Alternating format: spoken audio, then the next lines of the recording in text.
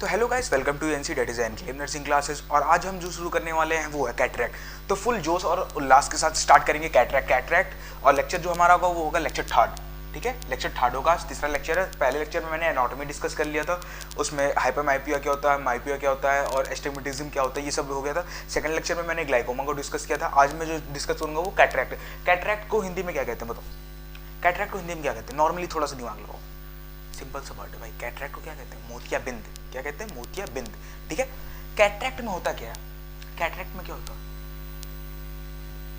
Opacity हो जाता है इन आई लेंस। ठीक है, आईज में जो लेंस होता है उसमें ओपेसिटी हो जाता है। ओपेसिटी का मतलब क्या होगा कि एक ब्लरी, एक धुंधला सा बन जाता है। ठीक है, जैसे बटर पेपर आपने देखा होगा, बटर पेपर। ठीक है, बटर पेपर क्या ट्रांसपेरेंट होता है?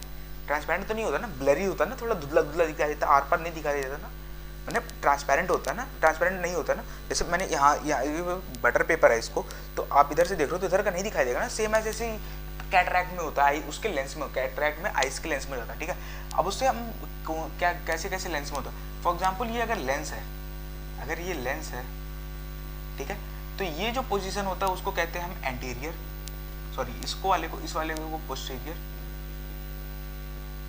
पोस्टीरियर चैम्बर, और इस साइड को हम कहते हैं एंटीरियर चैम्बर।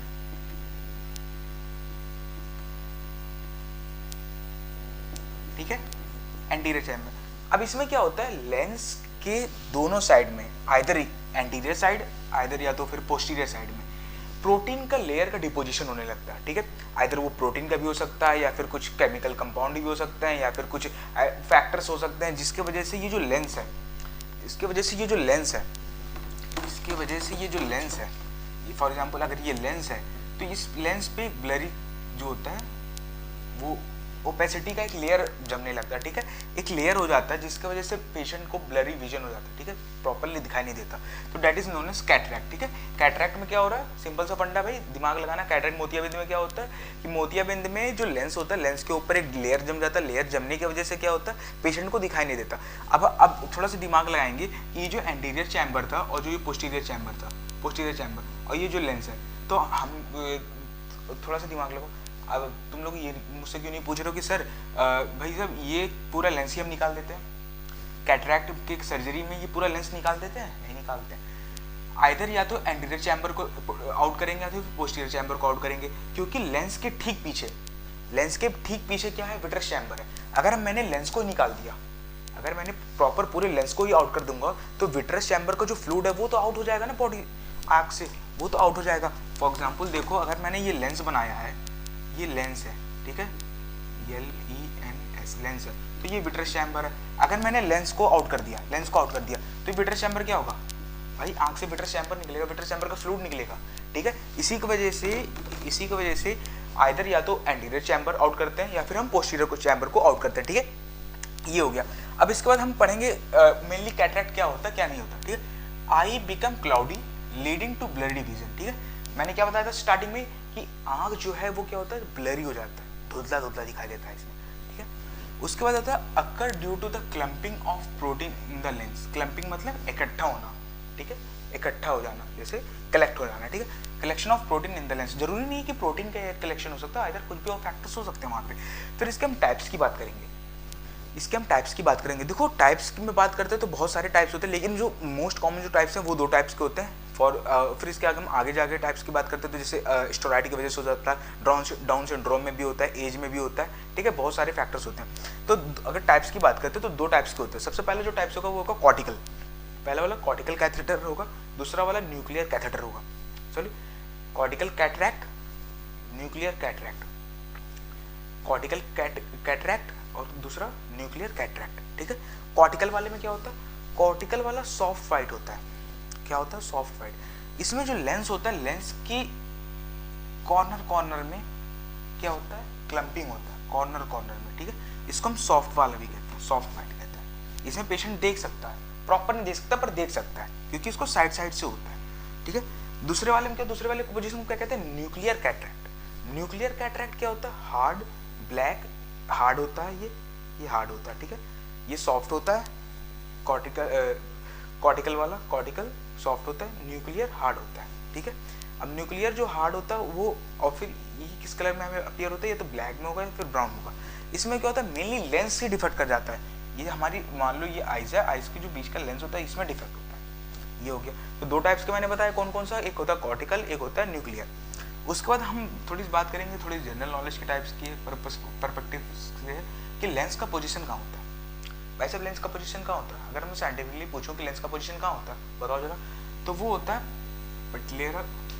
पटेलर फोसा में। कहाँ पे होता है, पटेलर फोसा में, पटेलर फोसा में होता है। ठीक है, अभी पटेलर फोसा कहाँ पे होता है, between the iris and the vitreous chamber. थोड़ा सा सिंपल सा फंडा भाई, आइरिस विट्रस चैम्बर, मेरा मुंह समझ लो लेंस है, ये हो गया आइरिस, ये हो गया विट्रस चैम्बर, मेरा मुंह लेंस हो गया, पटेलर फोसा में होता है। ठीक है, तो वेल गाइस अब हम पढ़ेंगे कॉजेस के बारे में। ठीक है, causes of causing the cataract. ठीक है, तो क्या क्या कॉजेस होते हैं जिससे हमें कैटरैक्ट होता है। कैटरैक्ट मतलब मोतियाबिंद होता है। ठीक है, सबसे most common cause, easiest cause जिसे कहते हैं, या मोस्ट कॉमन जो होता है ना, वो होता है हमारा एज होता है। ठीक है, व्हेन जैसे बहुत लोगों को देखोगे जो 60 अबव होते हैं उनको कहते नहीं मोतियाबिंद हो गया, आंख दुधला दुधला से दिखाई दे रहा, मोतियाबिंद हो गया, तो वो हो जाता है हमारा एज की वजह से। कौन सा कैटरैक्ट होता है हमें, एज की वजह से कौन सा कैटरैक्ट होता है, उसको कहते हैं सिनाइल कैटरैक्ट। कौन सा cataract, senile cataract. Senile cataract is the cataract which is most common seen in age person which is above 60 year. ठीक है, मोस्ट कॉमन होता है। फिर उसके बाद कुछ कैटरैक्ट जो होते हैं वो होते हैं हेरिडिटी। हेरिडिटी मतलब by generation to generation, by generation. ठीक है, हेरिडिटी।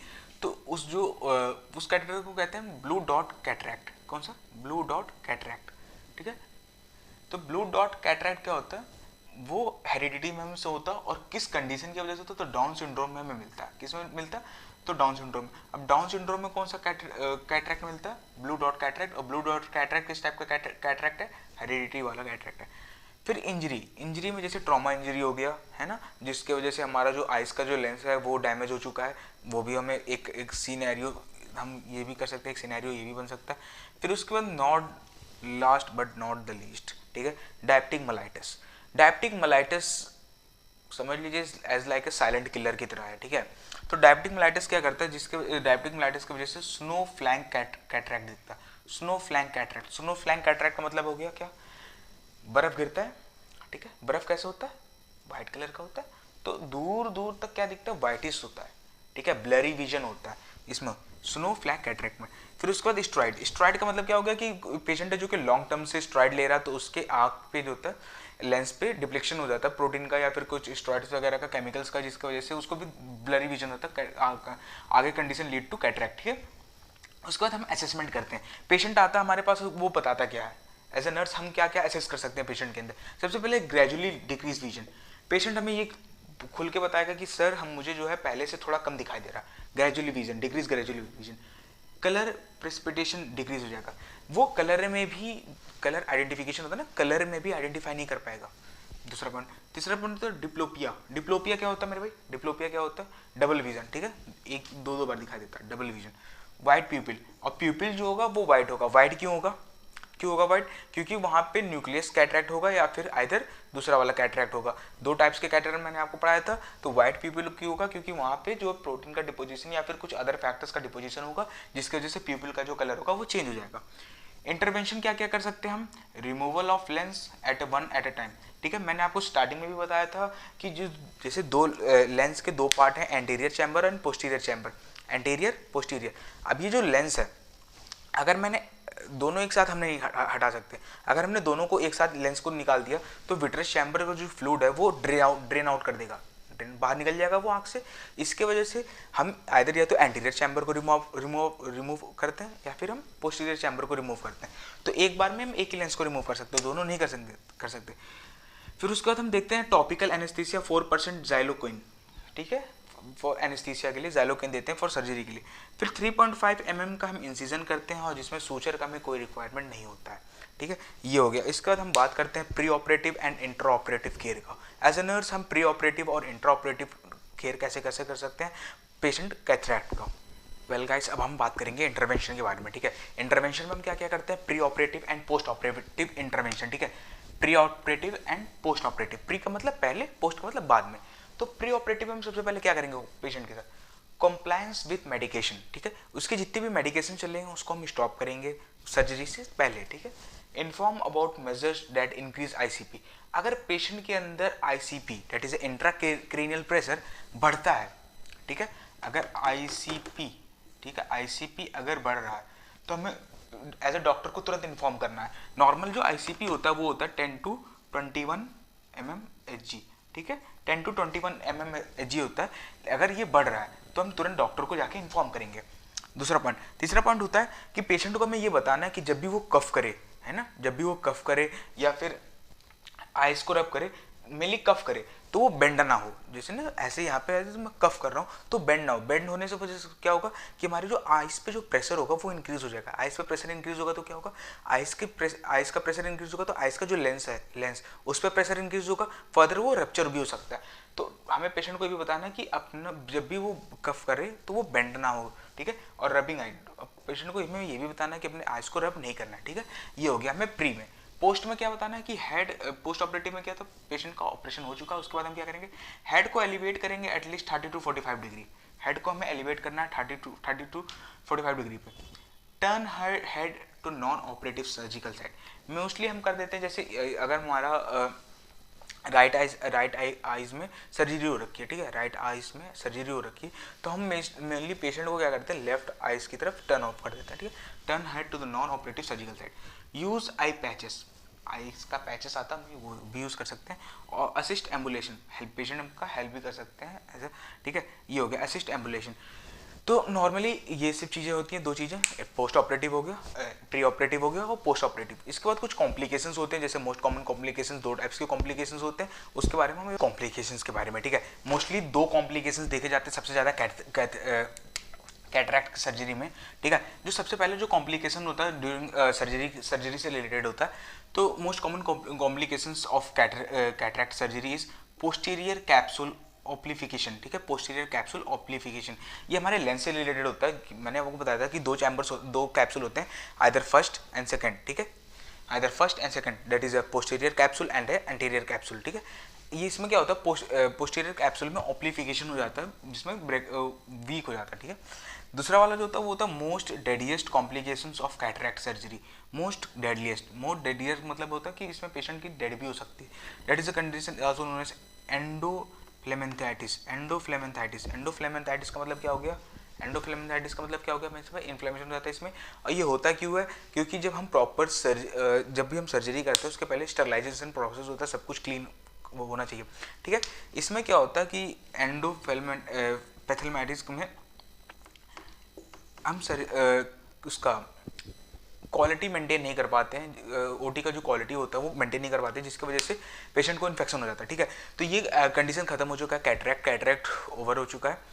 कैटरैक्ट होने के बाद एक लेक्चर और होगा इस पर, और उस लेक्चर में मैं आपको बताऊंगा, छोटा सा लेक्चर होगा वो, उसमें मेनली केमिकल आइस पे बर्न हो जाता है वो होगा, फिर उसके बाद उसमें कुछ पॉइंट्स वगैरह होंगे।